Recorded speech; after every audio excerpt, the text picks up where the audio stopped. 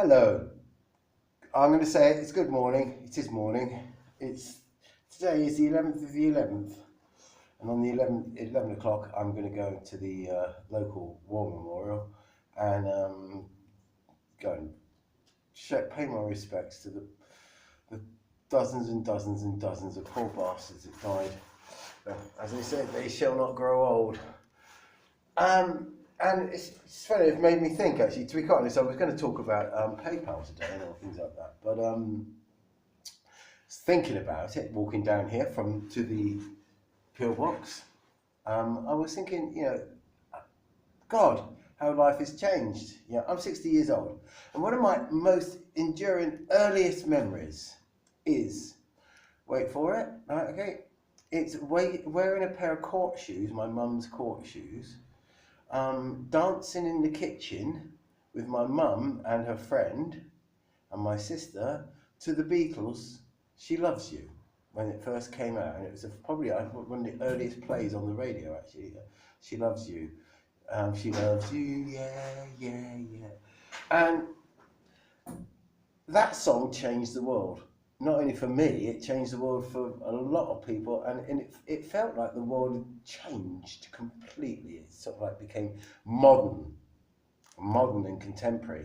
There's another time when that happened as well in my lifetime. That was in 1976, summer of '76, with the punk explosion, and that felt like everything had gone on before was history, and today starts now, and that's the kind of thing. But I was just thinking how the world has changed since then. Well, my dad had built a house.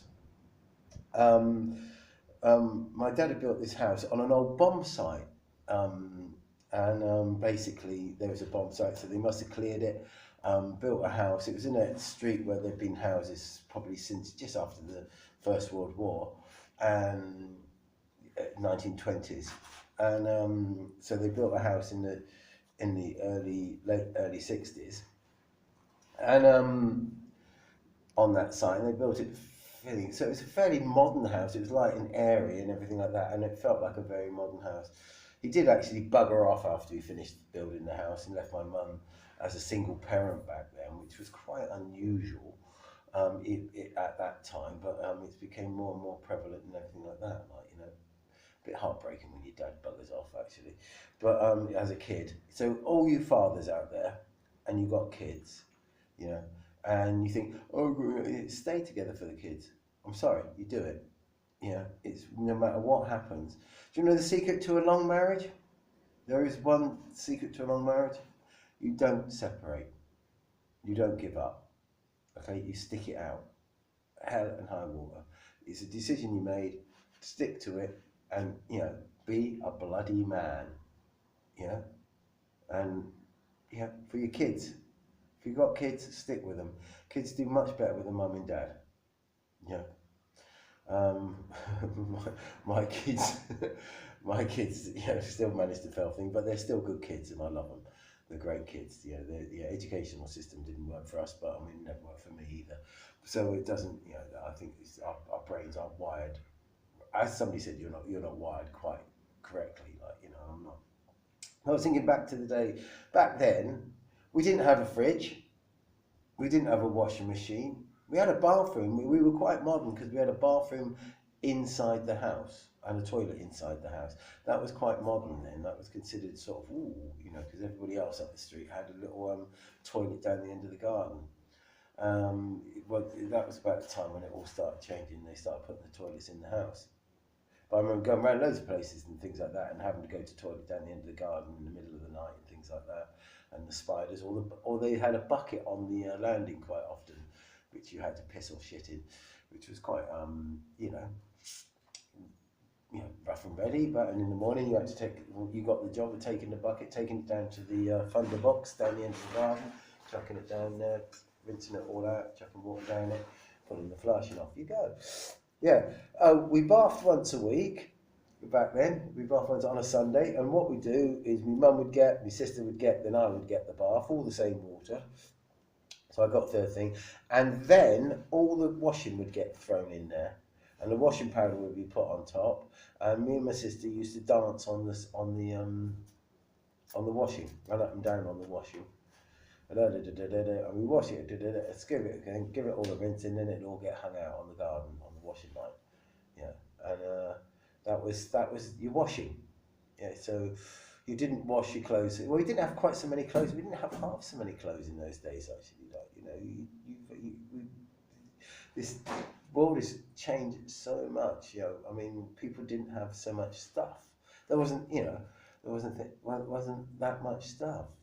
And yes, and that a little trip down memory lane. How the world has it changed in my 60 years. I mean, we had freedoms then as well that we didn't have today. Nobody knew where the flipping hell you were. Nobody knew where we were. Like nowadays, I mean, if somebody really, really wanted to find me now, they've got this machine here that I'm talking into here, and they can, that's got a location on it and everything like that. So, they can find out where you've been, what you've been doing, what you've been doing, if they want to, they've got complete and utter tabs on you. Complete and utter tabs on you, and I mean, everything. We had, there was no CCTV. There was no TV. Yes, we didn't have telly. We had a radio. Yeah, the radio was great. Telly didn't come in till about 1965 was when the neighbours over the road got a telly. I think it might have been about 1966, 67 when we got a telly. And it was, the goggle box. I mean, tiny little thing like that, like, in a big screen, tiny little screen in a big box, like, But I mean, shit picture. But I mean, yeah, I think I'm very, very fortunate. I'm very fortunate. I've lived all my life without having to fight a war, which is, I mean, it's quite unusual, over the history of things. I mean, I think my generation have been one of the luckiest generations, and we've seen all this technological explosion. I mean, absolutely, completely. And now we have things like PayPal, banking, and everything like that, and shopping online. All the high streets are dying because basically you don't need to go there.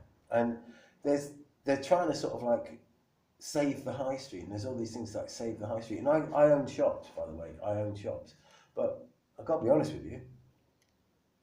I can't think of a reason for going to shopping in a high street anymore. I go down and do charity shopping in Minehead, which is because I just like going around the charity shops, pick up a shirt, pick up something like that, and sometimes pick up nothing. But what else is there? If you need something, what do? You go online. You go and get it online and get it delivered to your door the next day. That's, I mean, how to, and so the high streets are going to die. And instead of saying, save the high street, I mean, why don't they say, well, let's change the way our city centres are laid out. Let's make it, okay, you could have more accommodation now, more living accommodation. They're looking to say, no, there's no accommodation. All these stores, all these big, huge stores that are closing down and shutting every day, why don't they turn them into apartments? Building the flats and apartments for people. And you could have, the city centres can be alive with vibrance. You can have bars, you can have clubs, you can have music, you can have everything, and food, and just have, if anybody wants to buy something, all they've got to do is go online. I mean, there will be a few shops. The thing about it is the only shops that can survive are the ones that you can't really get online. Stuff like specialist shops, second-hand shit, things like that. That's how it is. We can't change what's going on, and you can't say, oh, the wonderful high street and everything like that. Because when in the 60s, we used to go down to the centre. We used to go downtown every Saturday. Every Saturday, get on the bus and go downtown. Downtown, where all the lights are bright. Downtown. Yeah, we used to do that. Every Saturday, go downtown. That was it. The whole family go downtown. And, whether we spent any money or anything like that, spend a day downtown and then come home on a Saturday night on the bus. Loved it. Absolutely so excited. Oh, Saturday, we're going downtown. Like, yeah, oh, it's great. You know, I mean, little things. The world has changed. The world, yeah, and the world will change. There's one thing you cannot stop is the world changing. Yeah, and then we can say, oh, it was nicer then. It was better then. Everything's going. It's all going. You know, it's all going Pete Tong now and everything like that.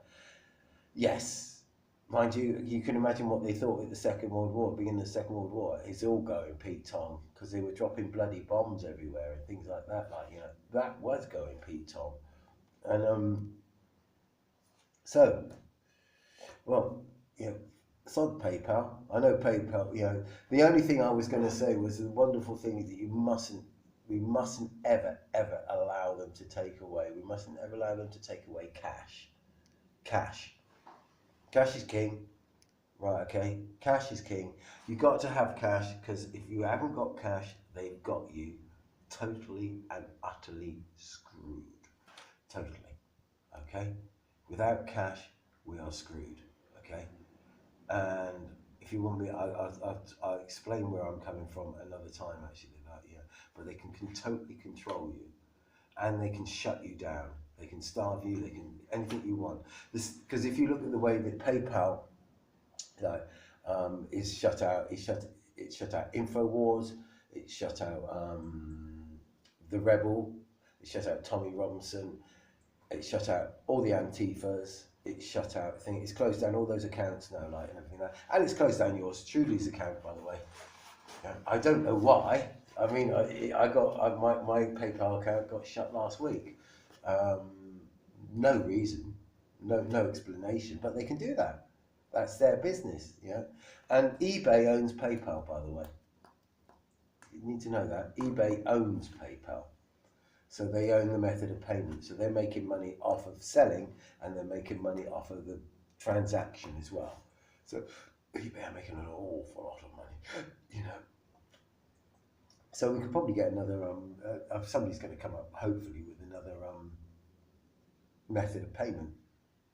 God, I've been talking for 12 minutes. I could talk for England. In fact, I do, actually. Have a lovely week. I will see you in a week's time. I've got to go off and do some work now. I've got to go and drive up to where I work and do some work for a week. I'm quite looking forward. I've been back at work. I've had Lyme's disease, so I've only got back into work for the last few months, and I absolutely love it. I was talking to my wife today, like, yeah, she's saying, well, what's going to happen when we retire? I said, bollocks to that. I'm not going to retire. I can't afford to retire.